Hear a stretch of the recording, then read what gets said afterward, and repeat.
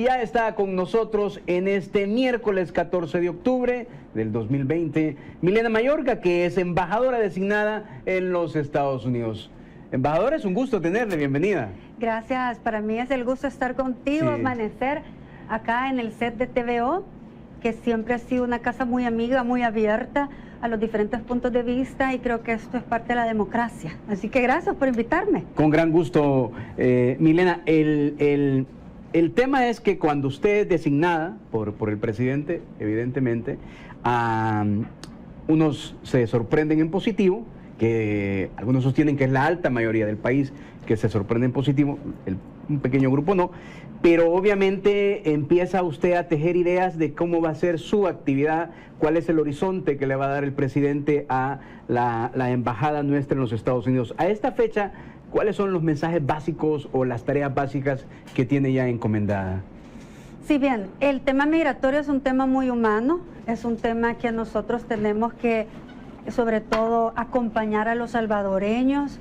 Específicamente estoy hablando de los que están amparados en el TPS, que fue un estatus temporal que se canceló lamentablemente, y sabemos que esto fue en el periodo de Sánchez Serén, y yo he sido acá como muy clara, que fue cuando El Salvador, su mirada estaba puesta en el sur, en donde el faro que nos iluminaba era Venezuela. El presidente pasaba mucho tiempo en Cuba y quizás descuidó esa hermandad, esa relación cercana con Estados Unidos que se había tenido ya históricamente. Se cancela el TPS y por ende el presidente Bukele, a través de un acuerdo bilateral con el presidente Trump, se logra un periodo de gracia, 365 días, que nos va a servir, Medardo, para seguir luchando por un estatus permanente para estas 200.000 familias, que muchos tienen 20 años ya de arraigo, empresas, tienen propiedades, tienen hijos ya estadounidenses, y sin embargo no tienen un estatus migratorio o una residencia, algo permanente. Y esta va a ser parte de mi labor. Sin embargo, no podemos dejar a un lado que el tema migratorio es sumamente importante para el Triángulo Norte, para Estados Unidos, y se han hecho bastantes acuerdos también para que nosotros frenemos el número de migración irregular. Así que en El Salvador se tienen que generar las condiciones para que las familias no se vayan, para que no expulsemos lo que se ha hecho durante 35 años, que se ha sacado lo mejor de nuestro país y los hemos expulsado, no solamente a Estados Unidos, sino que incluso a otros continentes. Y esto es lo que ya no debe de suceder. Tienen que quedarse en casa, porque una familia también, creo que nunca celebra que un familiar parta, que un papá se vaya, claro, que una madre se vaya, que un hijo tenga que partir porque está siendo asediado por las pandillas. Entonces la desintegración familiar le pasa una factura muy grande a la sociedad. Y esto es parte del plan que tenemos de crear condiciones en El Salvador. Y ahorita se va a hablar mucho del despegue económico. Y parte de los proyectos del Plan Cuscatlán está invertir en zonas de desarrollo específicas. Conocemos la más popular, Surf City, que tiene que ver mucho también con la franja costera, pero por supuesto con el tema de turismo. Pero en el oriente del país sabemos que el río Lempa, para allá, muy poco desarrollo. Se va a poner nuevamente a funcionar, que nunca ha funcionado como debe ser, sí, el puerto La Unión, pero ahora con el ferry que va a conectar Costa Rica con El Salvador, va a ser muy positivo para la Unión, y sobre todo el Aerópolis. Estamos hablando de un aeropuerto que va a tener todo un sistema integrado alrededor, y el tren del Pacífico, que va a conectar El Salvador hasta Guatemala, a través también de un acuerdo bilateral entre ambos gobiernos. Estos son como los megaproyectos que podemos hablar, pero la red vial incluye un metro, incluye transporte que sea ecoamigable, entre otros. Entonces el plan de conectividad es muy agresivo y van a haber bastantes oportunidades para invertir. ¿Quiénes queremos que inviertan? Que la diáspora invierta. Y hable del retorno de ellos voluntariamente, pero ¿por qué? Porque la CEPAL, y es un estudio de las Naciones Unidas, sí, nos dijo que en Estados Unidos los salvadoreños, 5 de cada 10 están pensando regresar, ya sea para retirarse o para invertir. Entonces nosotros estamos preparando todas las condiciones para ambos casos. Jamás me refería a los tepecianos, porque esto es un proyecto aparte, que son 200.000 familias que se ven afectadas, pero el resto sabemos que hay de 2.5 a 3 millones de salvadoreños que están en Estados Unidos, y tenemos que trabajar también para ellos. Y mi mensaje ha sido tan efectivo que ya recibí la primera carta de intención de una empresa estadounidense con capital salvadoreño que quiere venir a invertir a El Salvador. Y va a traer una inversión que es muy especializada para el área de Centroamérica y el Caribe. Poco a poco les voy a ir dando más detalles, pero así también tenemos que hacer intercambios educativos, culturales. Y fíjate que la diáspora, inclusive aquí en TVO, en la última entrevista que tuve con Will, nos llamó una salvadoreña que trabaja en Silicon Valley.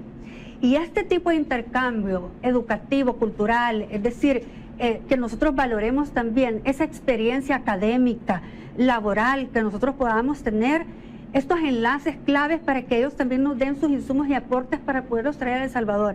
Lamentablemente ese día no me dejó su contacto, pero lo tengo muy presente, así como ella hay muchos más. Está un científico que su fuerte es el STEM y él me dice, yo estoy en la mejor disposición de apoyar en esta materia porque es un científico muy reconocido en Estados Unidos y es salvadoreño. Estos son los casos de éxito que nosotros queremos que nos den y nos hereden todos sus conocimientos o porque no sean parte de los socios del desarrollo de El Salvador. Y esto creo que es lo como más vital de resaltar de nuestro proyecto. Queremos a nuestro socio confiable Estados Unidos de la mano en este proyecto, no solamente hablando de cooperación y lograr quizás un Comilenio 3, otro quizás proyecto de cooperación grande, pero queremos empresas estadounidenses invirtiendo en nuestra tierra y tenemos que generar las condiciones. Así que creo que es un mapa que te estoy dando como muy ambicioso. Sí. Nos han prometido alrededor de $1 billón de inversión en El Salvador. Ya está Energías del Pacífico en el puerto de Acajutla y ellos están construyendo ya esta empresa, ¿verdad? Gasera. Y así con la OPIC en Estados Unidos hay muchísimas otras empresas que también van a querer invertir en las zonas de desarrollo que te mencioné anteriormente. Sí. Ahora, cuando uno la escucha, embajadora, hay a partir de la visión del gobierno, ¿no? Hay toda una nueva visión. Es decir, yo nunca había escuchado a una embajadora o a un embajador nuestro en los Estados Unidos diciendo con tanta vehemencia, es que lo que se trata es que los salvadoreños que están en los Estados Unidos, al final, no se vayan con ese sueño que van a pasar toda su vida en los Estados Unidos, sino crear las condiciones aquí para retornar. Ese es un eje fundamental. Eso es clave, porque muchos siempre añoran, se van a condiciones climáticas bien desfavorables, bajo cero, en la nieve, y no estoy hablando de la diáspora en Estados Unidos, hay otros países que conocemos que también les cuesta, y creo que el sueño de todos ellos es venirse a retirar, pero necesitamos que tengan acceso a créditos, a viviendas, que nuestro país esté seguro, que tengan un sistema de salud también digno, y en esto se está invirtiendo. A mí me duele mucho como la oposición, por ejemplo, critica al Hospital de El Salvador y le dicen la galera. Sí. Cuando debemos de invertir en salud, cuando en los últimos años lo que se quiso es privatizar la salud.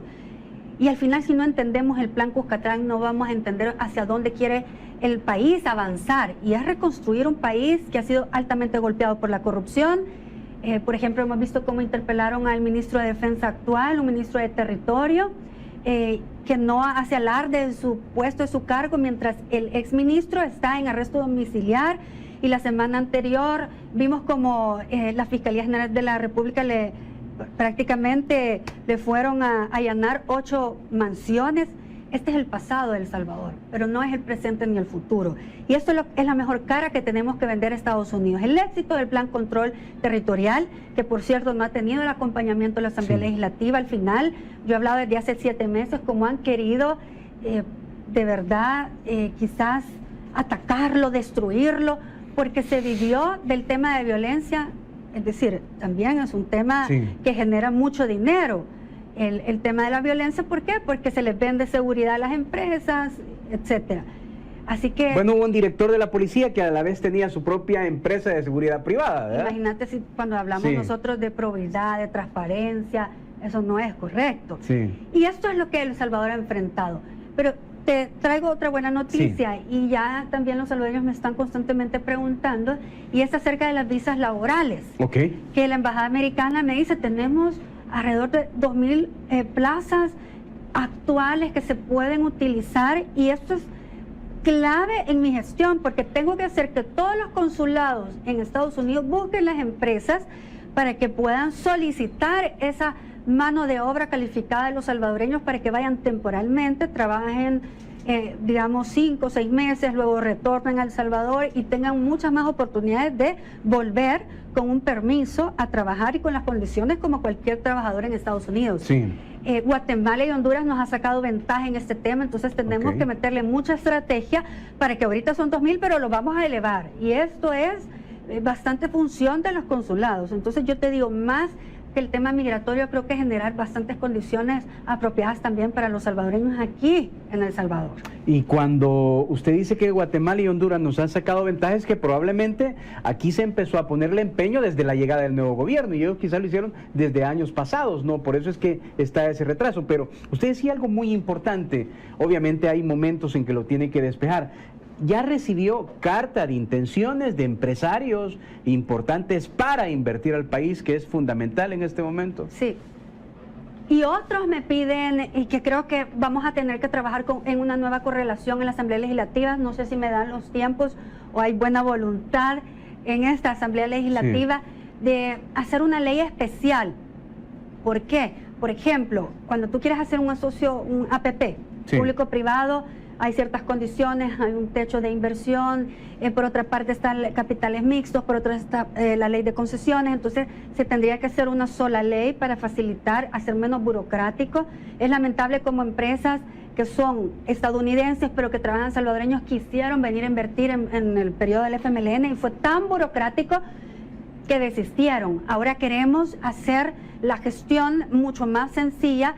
Igualmente ya me senté con Bandesal para que les hagan de verdad una atención, un área especializada, tienen bastantes líneas de créditos, pero muchos me dicen, ya tenemos la maquinaria y lo que queremos es que no pagar impuestos porque obviamente vamos a ir a invertir a El Salvador, a poner a andar o echar a andar una empresa, y es por eso que me voy a sentar también con la ministra de Economía y ver cuáles son las condiciones actuales y cuáles podemos mejorar, porque nosotros no podemos estarle cobrando, digamos, a un salvadoreño impuestos cuando quiere venir a invertir. Tenemos que darle la facilidad, y estos los socios del desarrollo, y para tener algunos incentivos necesitamos leyes que se acoplen a esta visión y que no sean digamos, una asamblea que obstruya, porque si obstruyen el desarrollo del Salvador es no querer El Salvador. Entonces yo creo que vamos a tener que esperar a una nueva correlación en la Asamblea Legislativa para tener todo este acompañamiento. Y cuando te mencionaba lo de las visas laborales, es que no ha habido un jefe de la misión diplomática en Estados Unidos en este periodo por más de 14 meses. Y esto es importante porque necesitamos, y yo voy a liderar los consulados, que tenemos que salir a buscar las empresas, sentarnos con estos empresarios, hablarles de las condiciones favorables de nuestro país, de los pueblos de desarrollo, del plan control territorial que les va a dar certeza también y seguridad a sus empresas, entre otros, para que no se nos vayan estos empresarios a otras partes, no solamente, digamos, hablando en el Triángulo Norte, sino que puede ser al sur o qué sé yo, a Asia. Queremos que se queden en El Salvador y que vengan y que no esperen. Es decir, porque muchos mensajes negativos han llegado a Estados Unidos y no podemos negarlo. Aquí han hecho un trabajo muy fino la oposición, pero es por eso que necesitamos nosotros llevar una delegación que hable de las cosas buenas del país, porque es por el bienestar del país. Si me desean mal, le están deseando mal a los 3 millones de salvadoreños en Estados Unidos y a los que vivimos en El Salvador, porque es generar las condiciones para que nuestro socio estratégico primordial y Estados Unidos nos apoye en este proceso de reconstrucción del país. Y usted también ha dicho algo muy importante que lo hemos visto. A ver si me regala el apoyo número 2, producción, por favor, porque es bien importante, como es ir a decir lo que también tiene que conocer los Estados Unidos. Por ejemplo, usted puso esto que fue muy importante, ¿no? De esto hablaré en Washington, cómo vía maletín negro vendían gobernabilidad en el pasado. Y retoma una publicación del diario digital La Página, donde dice que Funes, el expresidente Funes, ahora prófugo en Nicaragua, entregó $100,000 en efectivo a Douglas Áviles a espaldas del CD.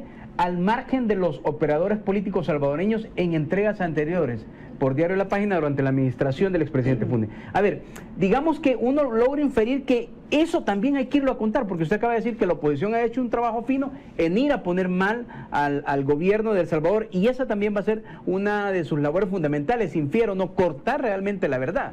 Sí, porque esto es parte del pasado de corrupción de El Salvador. Y yo te di una cifra que asusta, son 40.000 millones de dólares que nos han robado.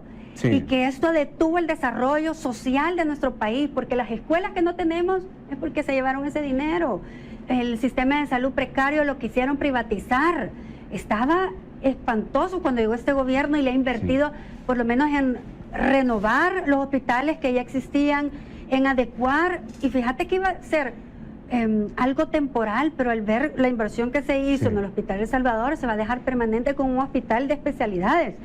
Es un mega hospital y está en proceso todavía de construcción, porque la estrategia no era que fuera algo permanente, sino que temporal, entonces se fue adecuando, pero esto es positivo para el país, sobre todo cuando tú no tienes para pagar una UCI.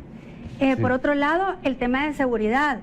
Yo aplaudo lo que ha hecho Cyril Luna desde las cárceles, controlar los territorios desde adentro, porque cuánto costó el bloqueo, por ejemplo, de las comunicaciones, y se pusieron de verdad los pantalones, y esto ha sido uno de los éxitos mayores de este gobierno, porque ya tenemos menos familias a diario que no están llorando la muerte de un pariente. Y así como, por ejemplo, este fin de semana hubo una matanza muy lamentable, pero asimismo también vimos una PNC articulada, ¿verdad? Y se bajó, y a volver a bajar ese índice de homicidio. De feminicidio también ha bajado los índices, y creo que el tema de los feminicidios pues es de mucha educación, de un cambio cultural, es como más a largo plazo, pero también las cifras no mienten. La OIM habló de un 90% que se redujo la migración irregular en todo este año. Esas cifras son las que hay que contar. Pero el pasado corrupto, porque cuando vemos los opositores en la Asamblea Legislativa, es bueno que sepan de dónde vienen, quiénes son, si pagaron impuestos o no por sus sobresueldos, si les pagaban y los sobornaban para que ellos votaran a favor de un país o no, como fueron las declaraciones de un actual diputado, entre otros temas. Que también es corrupción, es un delito que un magistrado actual de la Corte de Cuentas y ahora presidente pasa información de auditorías preliminares a alguien en la Asamblea Legislativa para cuando tenía a los ministros enfrente, para que prácticamente los interpelara con esa información. Eso es delito, y tienen que saber que es así como ha estado actuando la oposición para obstruir. ¿Por qué? Porque son partidos que ya está cantado que van a caducar, que tuvieron 35 años para gobernar. El pueblo salvadoreño decidió que quieren un cambio, y este cambio ya inició.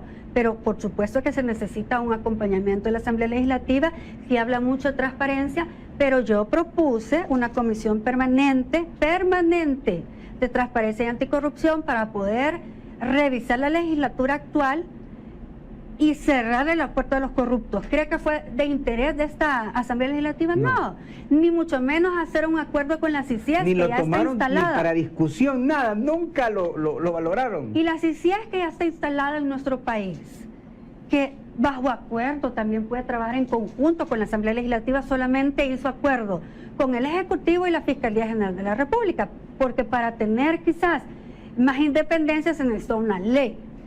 Pero podríamos haber comenzado en la Asamblea Legislativa con hacer un acuerdo para empezar a revisar toda la normativa nacional anticorrupción. No se hizo. Entonces, mucho hablar y poco actuar. Esto es lo que yo veo. Muy bien. Voy a hacer una pausa, embajadora, ¿le parece? Gracias. Bien, estamos con Milena Mayorga. Vamos a conversar sobre algo muy importante que ayer ocurrió, y es que el Fondo Monetario Internacional presentó unas proyecciones de crecimiento favorables para El Salvador a pesar de la adversidad. Seguimos conversando en esta mañana de miércoles 14 de octubre con Milena Mayorga, embajadora designada en los Estados Unidos, y vamos a hablar sobre estas buenas noticias que ella va a ser copartícipe, como nos ha contado en la primera parte de la entrevista, de lo que ocurre. A ver si nos ayuda con el apoyo número 3, producción, para compartirle a nuestra audiencia, también a nuestra audiencia que está en los Estados Unidos. Y este es un Twitter del Banco Central que decía: este día el Fondo Monetario Internacional presentó sus proyecciones de crecimiento para el 2001, las cuales son similares a los pronósticos realizados por el Banco Central de Reserva, pues confirman una recuperación de la economía salvadoreña el próximo año. A partir de este tuit lo retoma el presidente de la República, que es el apoyo siguiente, producción, por favor, y dice el presidente: dijeron que nuestro presupuesto 2021 calculaba un crecimiento para nuestro país que era imaginario, falso y engañoso. Pero hoy el Fondo Monetario Internacional ha calculado un crecimiento todavía mayor para el año 2021. Y ahora será la excusa para no aprobar el presupuesto. Y están allí otro Twitter que dice el presidente, que es el que sigue. Producción, por favor, para compartírselo a nuestra audiencia. ¿Qué es esto, embajadora? Donde dice el presidente: nuestra diáspora es increíble. Los compatriotas residentes en el exterior están contribuyendo a la recuperación de la economía salvadoreña mediante el mayor envío de remesas familiares. Y a la siguiente, producción, Cristian, por favor, están ¿dónde están las láminas, Cristian? ¿Dónde están las láminas del Banco Central? Pero, esa es la cifra interesante. Esa es la cifra. Las remesas familiares totalizaron 4 mil millones. Ahí es siempre el problema, ¿verdad? 4.188 millones a septiembre. La siguiente, por favor. Y se ve ahí, creció el ingreso de remesas en septiembre 20.5. 273.2 millones en la remesa promedio por operación en el sistema financiero a septiembre. 15.2 millones de operaciones en concepto de pago de remesas. 2.2% creció el ingreso de remesas desde los Estados Unidos. Y 8 de los 14 departamentos del país reflejan mayor ingreso de remesas respecto a 2019. Esa es la última, o hay otra, Cristian. Esa es la última, gracias. A ver, ¿por qué es importante esto, embajadora? Porque muy bien, como lo decía el presidente, ¿no? Es increíble la diáspora, pero a usted, esta información en positivo, ¿qué le genera? Bueno, me genera mucha confianza lo que hemos estado hablando, de que los salvadoreños en Estados Unidos, si bien también padecieron del cierre de algunos estados por el tema de la pandemia, nunca tienen un desarraigo de su patria y de su familia, porque sí, acá en El Salvador puede ser que estén sus hijos, o su madre, o su esposa, y esto es un reflejo. Pero fíjate que a mí no me gusta referirme a la diáspora como los remeseros, porque sí, ellos aportan alrededor del 15% del PIB de El Salvador en concepto de remesas, sino que yo los considero a ustedes socios para el desarrollo. Y cuando estamos hablando de que aún en el peor año, no solamente para El Salvador, para Estados Unidos, hablando de economía, por el impacto de la pandemia, ellos continúan siendo fieles con su país. Y esto no ha cerrado el año, y las cifras se proyectan prácticamente que van a ser muy buenas en cuanto a lo que podemos percibir de remesas. Y es ahí donde nosotros vemos esa fortaleza de la diáspora, de los salvadoreños, de nuestros connacionales, para que puedan invertir, porque generalmente lo que va de remesa va para, quizás para, no para inversión, para el consumo, sino que para consumo, para ya sea comida, para compra de calzado, ropa, incluso si son sus hijos, para que los saquen a pasear, entre otros, pero no para inversión. Y nosotros acá es donde queremos generar las condiciones para que ellos puedan invertir, y entonces esta cifra podría aumentar, y esa es nuestra apuesta. Y te digo que el presupuesto que ha presentado el ministro Zelaya, ¿verdad?, encabezando el tema económico y fiscal, es muy social, pero este es el giro que le quiere dar el presidente Nayib Bukele, es muy social. Lleva, por ejemplo, un incremento del PIB en educación al 5%. Sí. ¿Y esto qué es lo que va a generar? Va a generar mejores condiciones para que exista una enseñanza, un aprendizaje idóneo. He escuchado que hoy sí se va a hacer un programa para que tengan los maestros y alumnos acceso a computadoras, que sí se va a cumplir, no como en gobiernos anteriores. O sea que hoy sí, por primera vez en la historia, se va a invertir del Producto Interno Bruto el 5% del presupuesto nacional para educación. O sea, Y solo esto- se decía desde antes. Esto se equipara a la inversión que se hace en educación en México y Estados Unidos. Increíble. O sea, 5%. Lo estamos elevando. Esto es impresionante. Y esto es la apuesta en educación. Y en salud también, con todo lo que se ha invertido, ¿no? En salud, no digamos en el tema de seguridad, pensiones. Es muy social. E incluso, digamos, para la rama que yo voy a representar, que es el servicio al exterior, van 25 millones para los consulados, porque nuestros salvadoreños se merecen alrededor del mundo un buen trato en sus consulados. Se merecen un gobierno digital, un gobierno cercano, que pueda acortar distancias. Y de esto se trata la estrategia del servicio exterior para el próximo año. Estuve sentada con la canciller de la República y la vicecanciller, comandar y recién nombrada, y me explicaban lo ambicioso que es el plan de los consulados, y que va a haber incluso en Estados Unidos un cónsul inspector para poder supervisar todos los consulados. Se van a abrir además 4 nuevos consulados, 2 en California, uno en el área de San Bernardino al sur y otro en el Valle Central, en Fresno, que es donde hay bastantes salvadoreños. Y en California, imagínate cuántos salvadoreños hay, y solo teníamos 2 consulados. La demanda que hay de la diáspora por un trato especializado en los consulados es lo que se pretende hacer este próximo año. No solamente, como te decía yo, acercando todo y quizás haciendo menos burocrático el sistema para cortar tiempo, facilitarle sus documentos. Me senté con el director de la policía y ofreció también, esto es muy buena noticia para todos ustedes en Estados Unidos, que ahora también los documentos que puedan ellos requerir de la policía van a ser de forma digital y muy ágil. Esto es básico, porque muchas veces te piden la solvencia de la policía para otros trámites. Entonces también la policía nos va a acompañar en este esfuerzo de digitalizar y hacer mucho más tecnológico este trámite, que ahora es burocrático y engorroso. Pero yo le agradezco al director de la policía por estarnos acompañando en este proyecto. Y por supuesto, como Bandesal, que yo te hablé, que va a tener un área especializada, ya me voy a sentar esta semana también con otro banco para hablar y tener una misma apuesta, que los bancos tengan una línea de créditos especializada para la diáspora, porque no tienen historial crediticio en el país.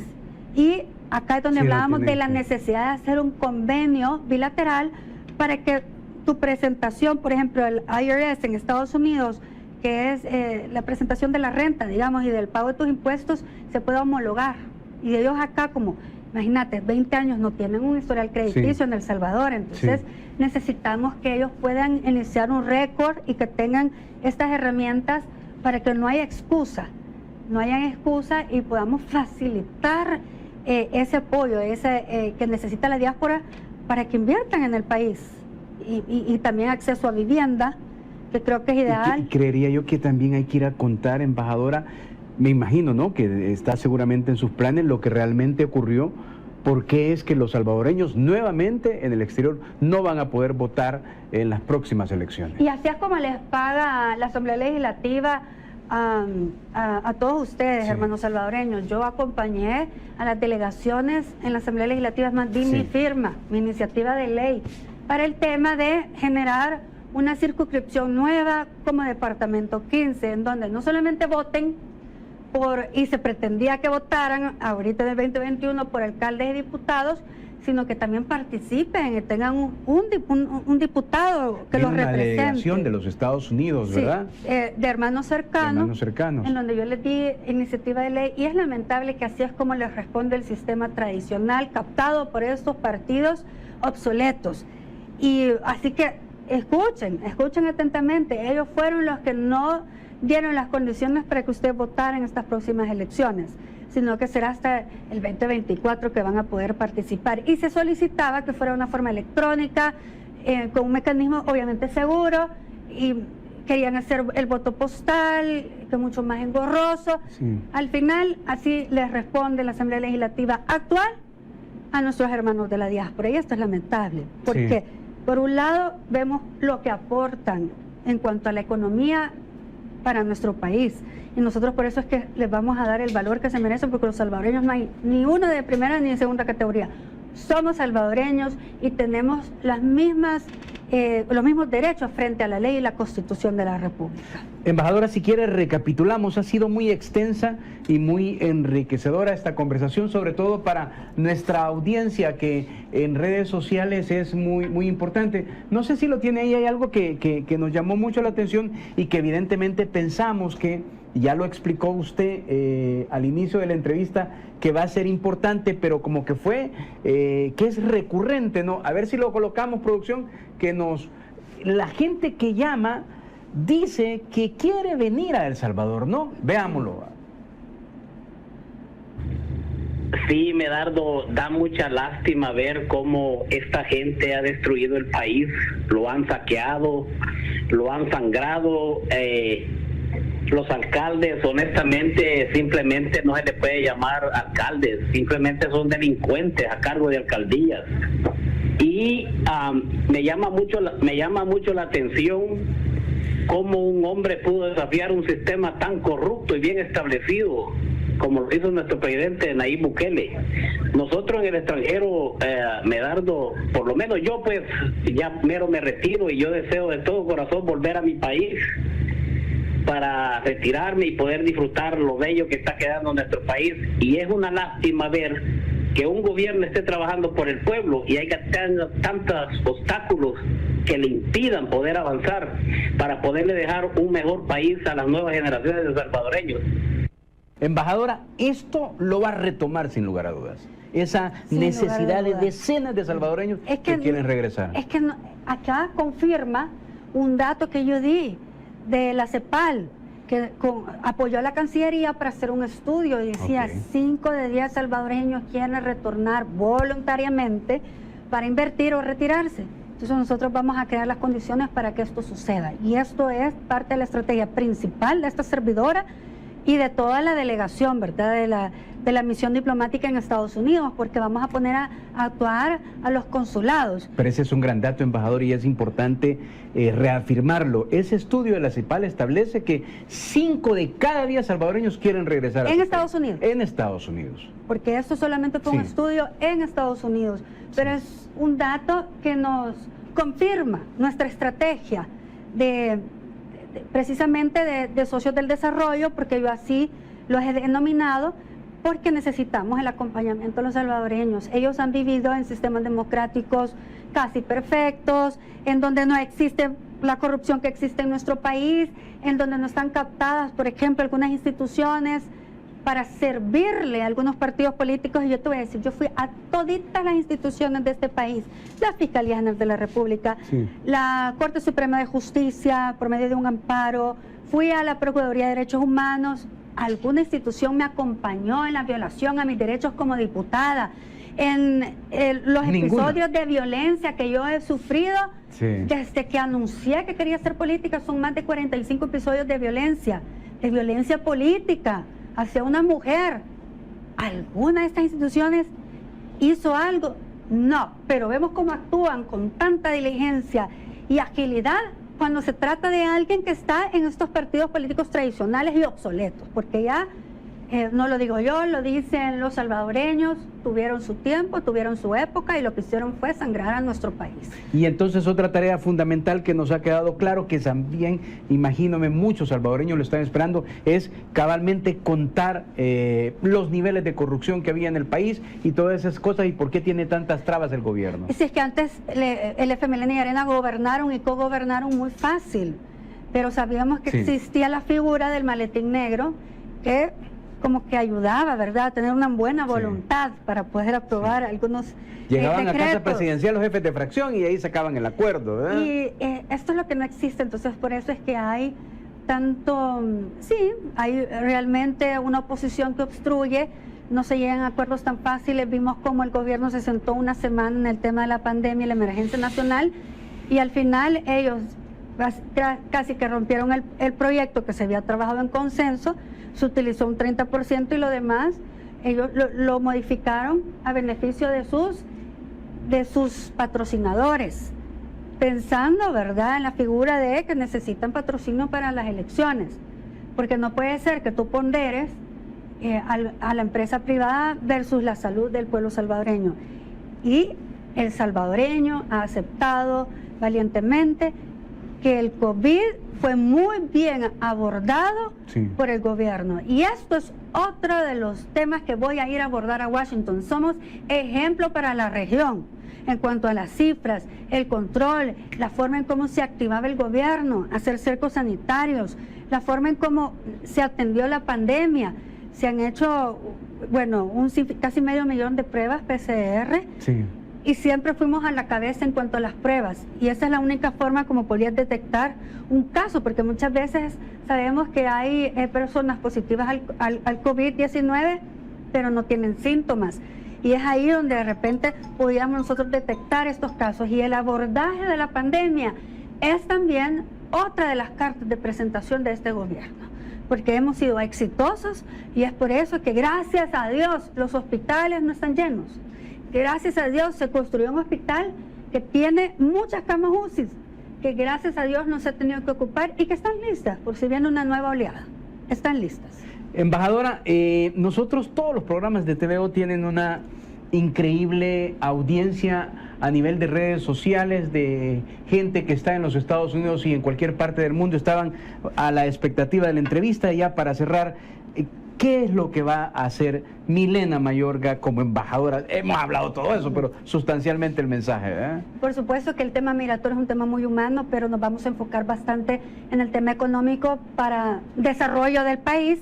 Necesitamos atraer ese $1 billón para que puedan invertir en el área que ya les mencioné, que son polos de desarrollo en el oriente del país, en el Surf City, en el Tren del Pacífico y todos los otros proyectos. Vamos a tener un país bien conectado, un país seguro, un país que genere las oportunidades y lo estamos visualizando para largo plazo. Y creo que acá nuestros socios estratégicos de Estados Unidos pueden jugar un papel clave para que vengan a invertir en nuestro país, pero también los salvadoreños que nunca se olvidan de su patria también van a ser socios para el desarrollo. Y de esto me voy a encargar, de generar las condiciones para que puedan venir a retirarse o a invertir su capital y toda su experiencia de negocios en nuestro país. Así que este es el eje, esta es la misión que yo llevo, y por supuesto para los que viven en Estados Unidos, que los consulados tengan un servicio óptimo. Esto es en conjunto con la Cancillería de la República, la viceministra de Hermanos en el Exterior, que son los que administran, pero yo como jefe de la misión diplomática en Washington también voy a estar de la mano con los consulados, que van a ser clave para ir a buscar esas empresas que le van a dar a muchos salvadoreños acá los permisos de trabajo, para que sean temporales, para que puedan estar yendo a Estados Unidos legalmente a trabajar en ciertas temporadas.